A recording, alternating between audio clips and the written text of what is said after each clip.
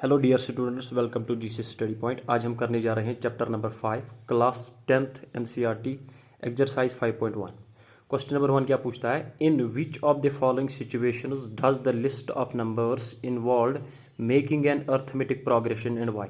ये नीचे दिए गए जो भी सिचुएशंस है, ये नंबर लिस्ट ऑफ नंबर्स है, तो इनमें आपको बोलना है कौन एपी बनाती है, कौन नहीं बनाती है। अगर बनाती है तो कैसे बनाती है। तो पहला पार्ट हम पढ़ लेंगे यहाँ पे। पहला पार्ट क्या है? The taxi fair after each kilometre the fair is ₹15 for the first kilometre. जो पहला किलोमीटर है उसके लिए किराया है ₹15 and ₹8 for each additional kilometre. जैसे हम दूसरा निकालेंगे, तीसरा निकालेंगे, उसमें 8 रुपीज़ इंक्रीज ऐड होती चली जाएंगी। तो सोल्यूशन हम स्टार्ट करने जा रहे हैं यहाँ से। अगर हम सपोज करेंगे let T N denotes the taxi fair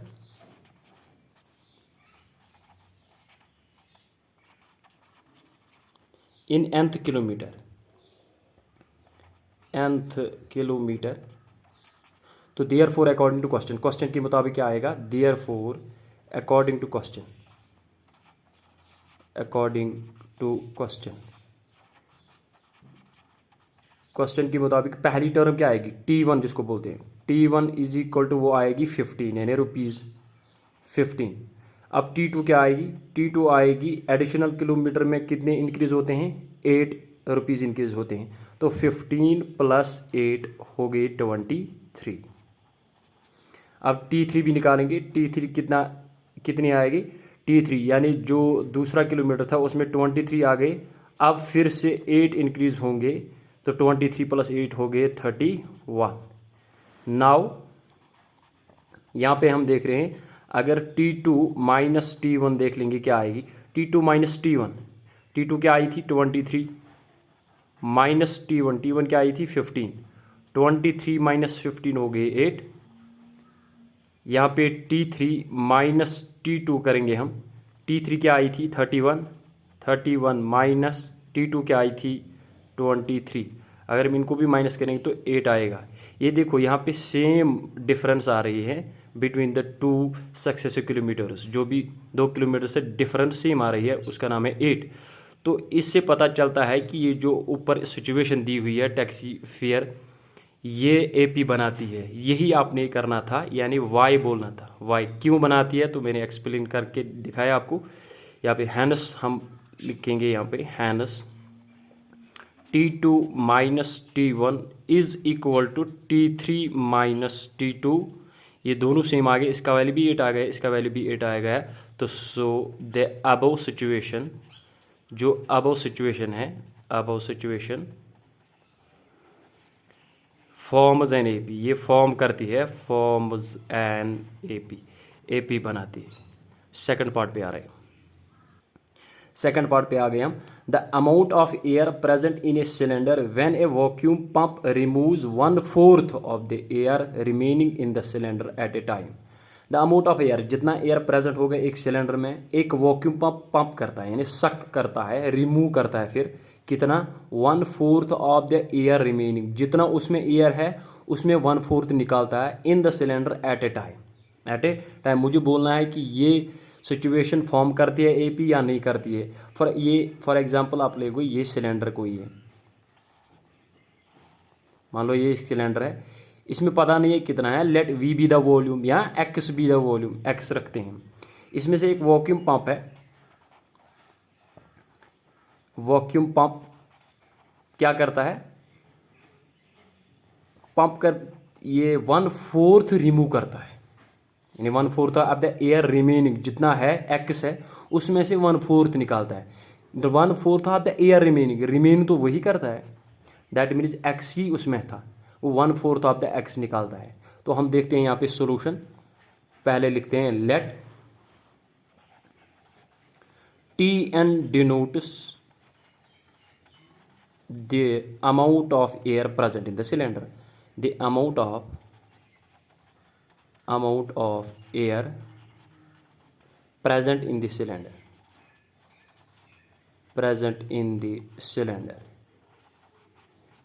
cylinder में अमाउंट ऑफ एयर हमने कितना रखा है Tn। Therefore according to question के मुताबिक क्या है, मैंने कितना रखा है x वॉल्यूम, यहाँ v भी रख सकते हो आप, x मैंने रखा है, यानी T1 क्या आ गई, T1x आ गई। और T2 क्या आएगी, T2 आएगी x में से 1/4 of the air remaining. Air कितना था, x ही था, तो इनको माइनस कर लेते हैं हम यहाँ पे, देखते हैं T2 क्या आ जाएगी। 4 × x हो गया 4x minus x1 or x divide by 4x में से एक x गया तो 3 डिवाइड बाई 4x, ये आ गई T2 क्या आ गई, अब T2 3 डिवाइड बाई 4x आ गई। अब T2 भी आ गई, अब T3 भी निकालेंगे। T3 क्या आएगी, जितना रह गया इतना रह गया, दैट मीन्स 3/4 ऑफ x में से 1/4 ऑफ x, ये टोटल कितना बचा था, अब 3/4 ऑफ x यानी 3 डिवाइड बाई 4x, इतना निकालना है। तो सॉल्व कर लेते हैं। 3 divide by 4x minus 3 1 or 3 divide by 4 or 16 और इसके साथ x भी है, तो सॉल्व कर लो इसको। 3 16 or 48x minus 4 3 or 12x divide by 4 × 16 कितना हो गया 64, ये T3 हमारी आ रही है। और T3 कितनी आ गई, 48 में से 12 बच का, ये 12 कम हुए तो कितने बचे 36x डिवाइड बाई 64, काट भी सकते हैं यहाँ पे 4 से, 4 9 आर 4 16 आर इम्प्लाइज T3 हमारी क्या आ गई, T3 आ गई 9 डिवाइड बाई 16x, ये वाली टर्म T3 आ गई। अब इसके बाद हम कर लेंगे T3 माइनस T2 या T2 माइनस T1, देख लेंगे अगर बराबर आ गई तो ये फॉर्म करती है, अगर नहीं आई तो ये फॉर्म नहीं करती है। अगले पेज पे आ रहे हैं हम। हाँ, नाउ हमारे पास अब T1 भी आ गई, T2 भी आ गई 3 divide by 4x and T3 भी आ गई 9 डिवाइड बाई 16x। अब हम कर लेंगे T2 माइनस T1।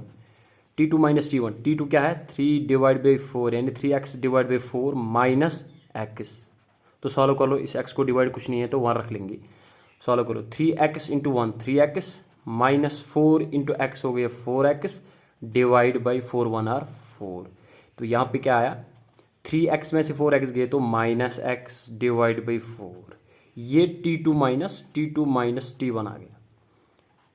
अब T3 माइनस T2 करेंगे, T3 माइनस T2 क्या है हमारी 9 divide by 16 x minus T2 क्या है 3 डिवाइड बाई 4, सॉल्व कर लो इनको। 9 4 or 36x minus 16 3 or 48x divide by 16 4 or 64, solve करेंगे। 36 में से 48 गए तो माइनस 12 आ गए, माइनस 12x डिवाइड बाई 64, आप काट भी सकते हो 4 से, 4 3 आर 12 4 16 आर, इसका मतलब ये जो T3 है T3 माइनस T2 क्या आ गई है माइनस 3x डिवाइड बाई 16, ये आ गई T3 माइनस T2। देखो T2 माइनस T1 का आंसर क्या आया minus x by 4, T3 minus T2 क्या आया माइनस 3x बाई 16, ये दोनों बराबर नहीं है। हियर आप लिख सकते हो T2 minus T1 not equal to T3 minus T2, ये दोनों बराबर नहीं है। हैनस क्या लिखेंगे, the given situation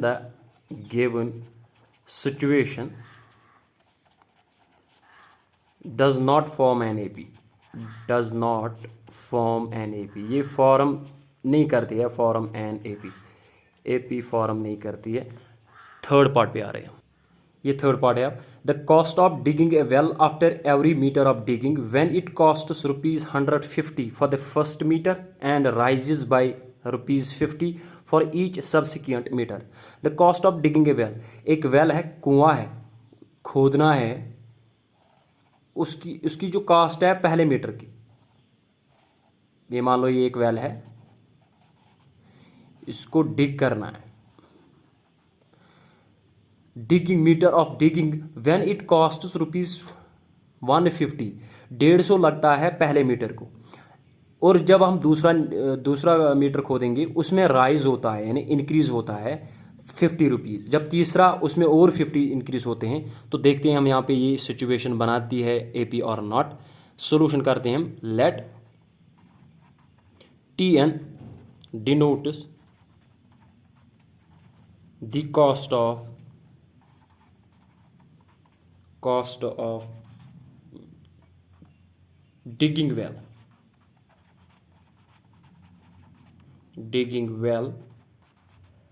for nth meter,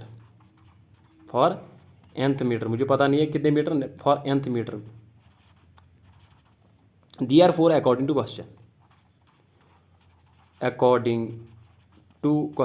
question के मुताबिक, क्वेश्चन क्या बोलता है, ये पहले मीटर में कितना है ₹50, दैट मीन्स T1 आ गई हमारी 150 और T2 क्या आएगी, सब्सिक्वेंट मीटर में कितने इंक्रीज होते हैं 50, तो यहाँ पे T2 आएगी 150 + 50, वो कितना आया 200। और T3 क्या आएगी, T3 = 200 प्लस और 50 इंक्रीज होंगे = 250। हम यहाँ पे देख नाउ कर लेंगे T2 T2 minus T1 T2 क्या है हमारी 200 माइनस T1 क्या है हमारी 150। अगर हम सब्ट्रैक्ट करेंगे दोनों को तो 50 आ जाएगा आंसर। अगर T3 माइनस T2 करेंगे हम, T3 माइनस T2 क्या है 300, सॉरी T3 हमारी 250 आ गई, माइनस T2 क्या आ गई, T2 तो आ गई 250 में से 200 गए तो 50। देखो यहाँ पे भी आंसर सेम आ रहा है एंड डिफरेंस सेम आ रही है। अगर डिफरेंस सेम आ गई तो ये गिवन सिचुएशन यहाँ पे लिखेंगे हम पहले, hair T2 minus T1 = T3 minus T2, दोनों बराबर है। देखो T2 माइनस T1 का भी आंसर 50 है, T3 माइनस T2 का भी आंसर 50 है, that means they are both equal, ये इक्वल है। हैंस हम लिखेंगे यहाँ पे, hence the given situation forms an AP, the given situation form an AP, ये फॉर्म AP करती है, ये सिचुएशन, यही मुझे बोलना था कि ये फॉर्म करती है। अब फोर्थ पार्ट पे आ रहे हैं, फोर्थ पार्ट पे आ गए हम। The amount of money in the account every year when ₹10,000 is deposited at compound interest at 8% per annum. आपके पास फार्मूला है अमाउंट एक क्या होता है, principal into rate into time divide by 100। ये डिवाइड बाई 100 इस रेट का आता है क्योंकि रेट परसेंट में होती है, ये परसेंट का 100 है, ये अमाउंट है। तो मुझे बोलना है ये सिचुएशन फॉर्म करती है AP और नॉट। सोल्यूशन हम स्टार्ट करने जा रहे हैं यहाँ से। लेट कर लेते हैं TN डिनोट्स, जैसे मैंने उन 3 पार्ट में बोला था, इसी तरह हम यहाँ भी कर रहे हैं। लेट TN डिनोट्स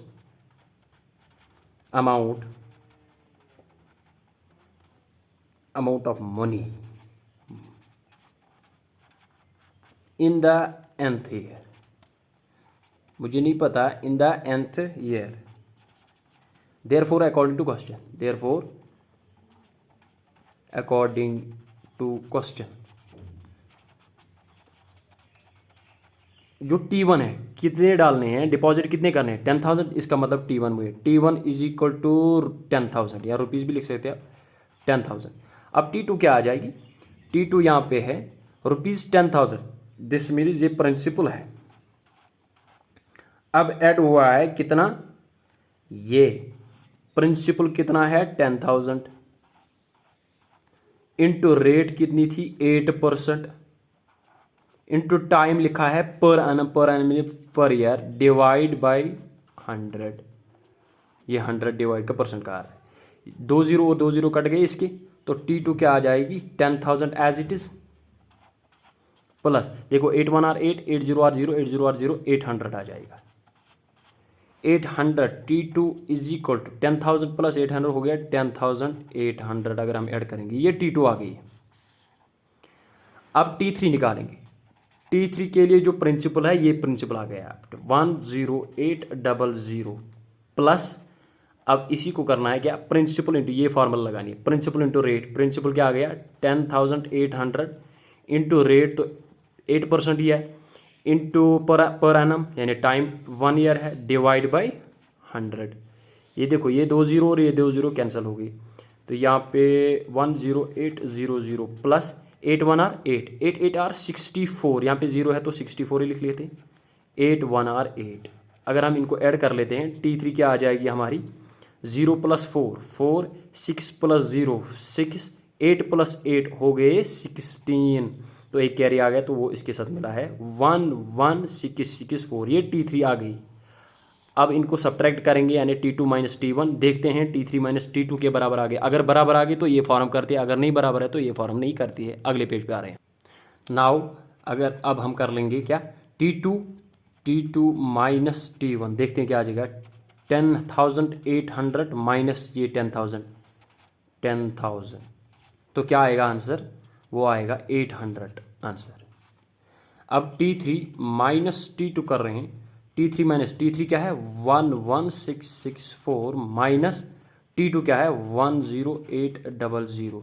अगर इनको सब्ट्रैक्ट करें 4 में से वो 4 ही है, 6 में से 0 तो 6, 16 में से 8 हो गए तो 8 और 0 बच गया। देखो यहाँ पे ये डिफरेंस सेम नहीं आ रही है, या यहाँ पे 800 आ गया, यहाँ पे 864 आ गया, इसका मतलब T2 - T1 not equal to T3 - T2। तो यहाँ पे क्या लिखेंगे, here T2 - T1 not equal to T3 - T2। ये बराबर नहीं आए, अगर यहाँ पे भी 800 आया तो बराबर थे, लेकिन यहाँ पे बराबर नहीं आए तो हम लिखेंगे hence the given situation, hence the given situation does not form an AP, does not form an AP, ये फॉर्म AP नहीं करती है। Thanks for watching the video. अगर आपको वीडियो अच्छा लगे तो लाइक शेयर और सब्सक्राइब करो मेरे चैनल को। Thank you for your support.